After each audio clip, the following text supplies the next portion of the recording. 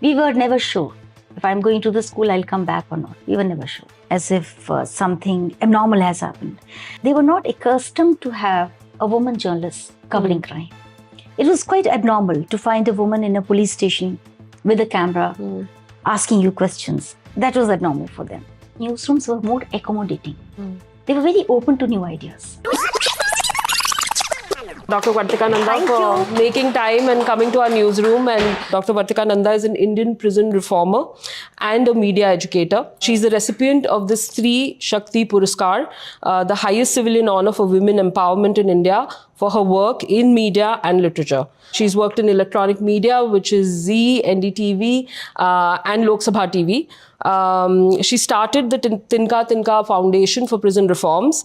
She's credited with curating and creating the concept of awards for inmates and prison staff for the first time in India.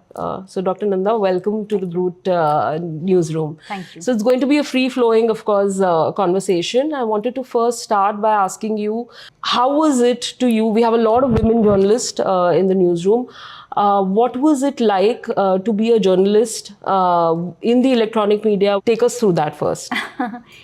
So as a child, once in a while, whenever we used to visit Delhi, I always thought that maybe the day will come that I'll become a journalist and I'll live in this city as a journalist. This is what I always wanted to do. So if I start from there, when we were in Punjab, so terrorism was at its peak. And twice there were terror attacks at our bungalow. My father was an engineer in the railways. So we saw terrorism from very close quarters. And as a child, I was very fortunate to be selected as an anchor for Jalandhar Doordarshan. And I was the youngest television anchor in Asia at that time. So we used to travel from train from Pathankot to Jalandhar early morning. And slowly and slowly the program became very popular. Every day you had to travel? Once in a week. Once in a week, okay. Once in a week. And the program became very popular. Okay. So on one particular day, when we were coming back from the shoot, we missed the train that we used to regularly take. So on that day, we were coming by a passenger train. And there were two terrorists who were sitting right in front of us. So one of them recognized me. And because you were on TV? Because I was on TV. And there were not many channels. In those years, there was only Doordarshan. So that person told me and my mother that Hindi अच्छी बोल लेती है, इससे पंजाबी नहीं आती. So she must learn that. And I was scared. But then I also understood the power of television. So the second learning for me was that popularity is one thing, social cause is something which I would like to get into more deeper. So छोटे-छोटे से जब you were becoming popular, things were, shaping up. On one side there was terror, there was fear, all the time. We were never sure if I'm going to the school, I'll come back or not. We were never sure. Every day was full of trauma. And in that traumatic childhood, I decided to be a journalist. My first job was with Zee TV. After that, I joined NDTV. In a few days, I was asked to do stories which were related to crime. To crime? Yes. But one particular story changed everything. And that was Manu Sharma's case. So this was about Jessica Lal, right? So she was killed in a restaurant. And Manu Sharma was untraceable. So I was covering that story for many days. And finally, he was caught. So on one hand, he was caught. And on the other hand, my newsroom told me that we would like you to head the crime beat. Number of people who had committed crimes, or I met people who were victims of crime, meeting them at different places, from courtrooms to police headquarters. I realized that this is somewhere I would really like to work on. What was it like to be a woman crime reporter during that time? Because काफी male crime beat जो है वो male dominated रहती थी, especially television के लिए. रात भर police stations में बैठना, जाना, मिलना. Also dealing with policemen who you, as a male reporter, you can have a tea with them and get a lot of information. What was it like to be a woman crime reporter? That was quite interesting actually and challenging, क्योंकि होता क्या था जब हम जा रहे हैं police station या कहीं भी जा रहे हैं तो एक तो gaze was very different. They would the cops would look at you as if something abnormal has happened, because India was changing at that time. So from general audience to the cops, they were not accustomed to have a woman journalist covering crime. It was quite abnormal to find a woman in a police station with a camera asking you questions. That was abnormal for them. तो सबसे पहले तो वो gauge से सामना होता था, वो आपको अजीब तरह से देखते भी थे और वो सोचते भी थे कि नहीं और कोई काम नहीं, यही आप कर रहे हैं. And that was the time when people used to think that reporting for women means that, you know, you are either doing feature stories or something which is like a woman-centric magazine. You know, you're talking about achar and how to grow your hair and what all, but not something which is related to crime.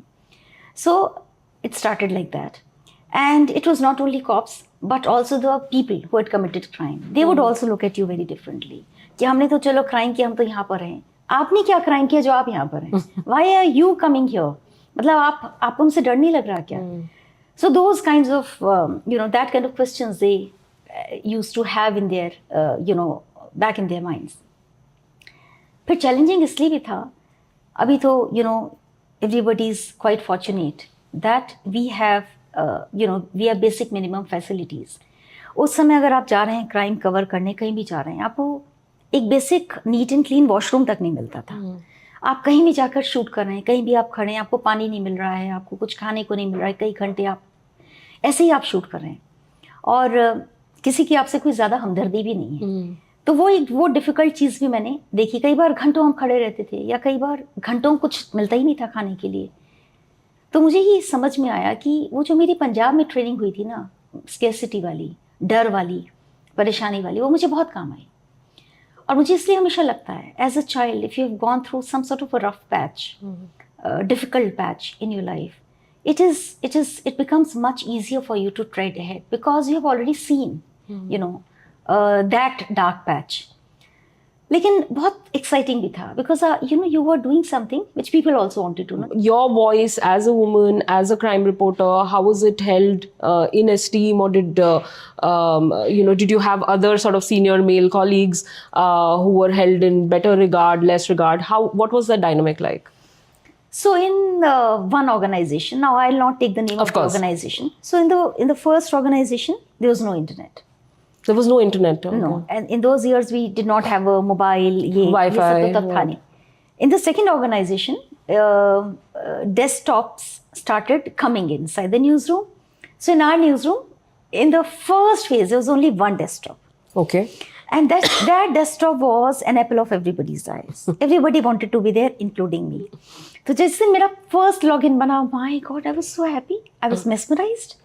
कि मतलब ये तो ऐसे internet में ऐसे आप you can mail and you can send mails, receive mails. And then कभी कभी ऐसा होता था, जो बहुत सीनियर जर्नलिस्ट, जो आज आपको सबको बहुत सीनियर जर्नलिस्ट लगते हैं, वो लोग वहाँ चेयर में एक अपना हैंकरचीफ रख जाते थे, यार मैं यहाँ पर हूँ, प्लीज़ इसे यूज़ मत करना.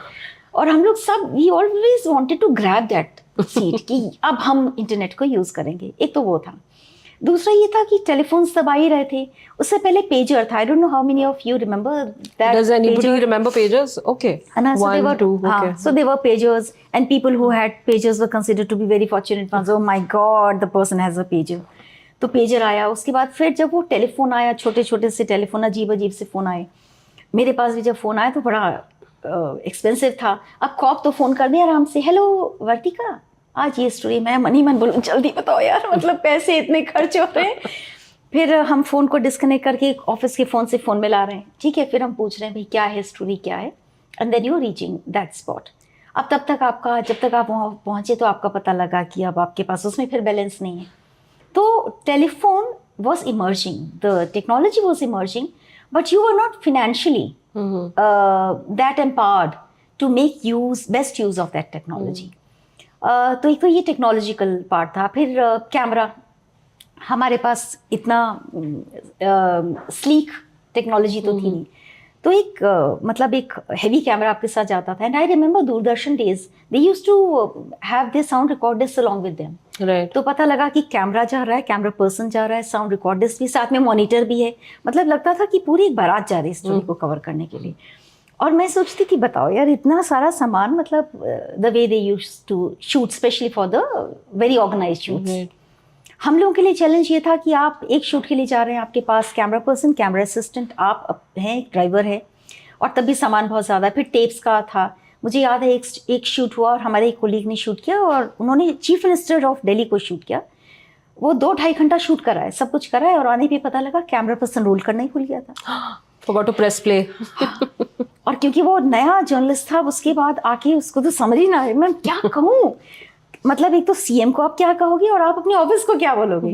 तो वो भी सिचुएशन होती थी. बहुत सारी ऐसी सर्कमस्टांसेस होती थी जो कि कई बार अनकंट्रोल भी थी. धीरे धीरे जब टेक्नोलॉजी चेंज होने लगी, फिर नाइट शिफ्ट हम लोगों की बहुत होती थी. तो मुझे ऐसे लगता है कि पूरी रात हम लोग जागते रहते थे. तब मैंने एडिटिंग करना सीख लिया, बेसिक्स बहुत सारे सीख लिए. मैंने हिंदी टाइपिंग सीख ली, तो उससे मुझे बहुत फ़र्क पड़ा. So number of things I could able to learn during those shifts. और सुबह 2:30 बजे की एक शिफ्ट होती थी जो कि I can never forget. The गाड़ी used to reach my place at 2 o'clock. We had to reach office at 2:30. तब मुझे पता लगा ज़िंदगी में सुबह की अहमियत क्या है. उससे पहले मुझे नहीं समझ में आया था. सुबह आप सूरज को देख पाओ, माय गॉड, हम तो ग्रेटफुल ही नहीं होते. तब मुझे लगा ग्रेटफुलनेस कितनी इंपॉर्टेंट है. आप मॉर्निंग में ब्रेकफास्ट के लिए आपके पास टाइम नहीं, क्योंकि आप शूट कर रहे हो, आप सुबह जाते ही न्यूज़ रूम में काम में लगे हो.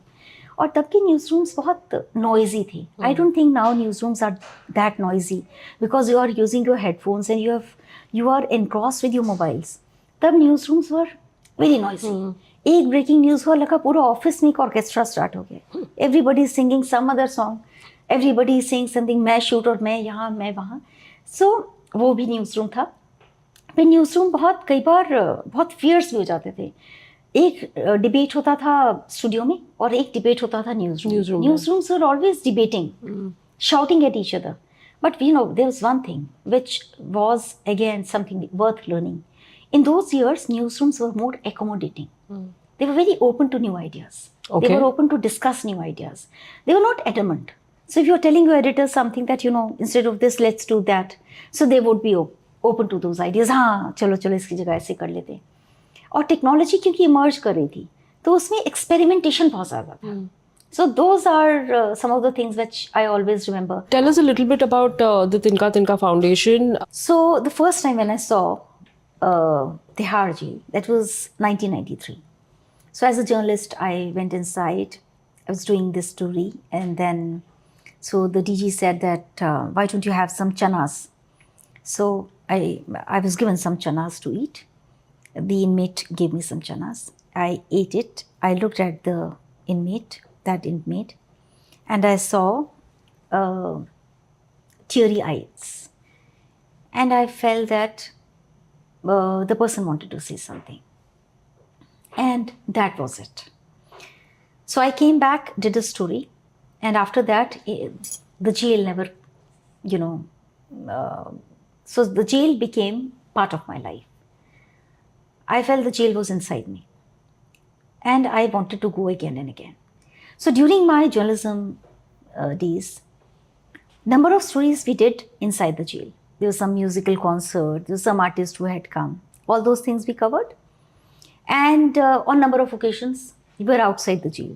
And I'm thinking what will happen inside. So there were questions. So in the year 2012, there's this DG Prisons, Vimla Mehra Madam. So I approached her. And I said, I would like to come and see you and also meet inmates. And so she said, okay. So I went to her office. We were chatting. And then I went to jail number 6, which is exclusively for women inmates. So I met a group of inmates. There was no idea. I had just gone to help them, to listen to their stories. And there was nothing else in my mind. So while we started talking, I realized that why not ask him to write some poems? And that is how I started interviewing them. And then I kept going to jail. And in 2013, this book came, Tinka Tinka Tihar. This book was released by the Home Minister of India at the APCA conference. So in this book, there were 4 women inmates who were part of it. Just imagine, of all the inmates, there were 4 women inmates who were selected. And I'm really happy to share that all 4 had a different life altogether after the release of the book.